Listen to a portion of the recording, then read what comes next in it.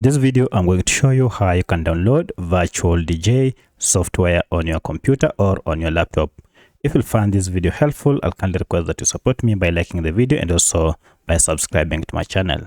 Alright, now to get VirtualDJ software, the simplest way is to go to Microsoft Store and then you'll be able to download it from there.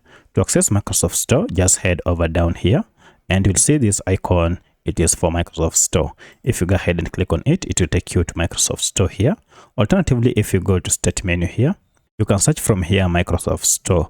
And as you can see, mine is here under Productivity Tool, and I'll go ahead and click on it and it will take me to Microsoft Store.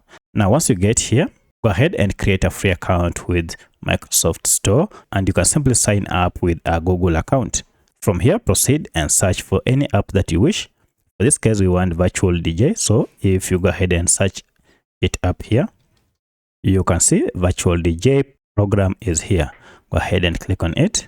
And now to download and install it on your computer, go ahead and click on install. From here, the program will be downloaded. And once the download is done, it will be installed on your computer.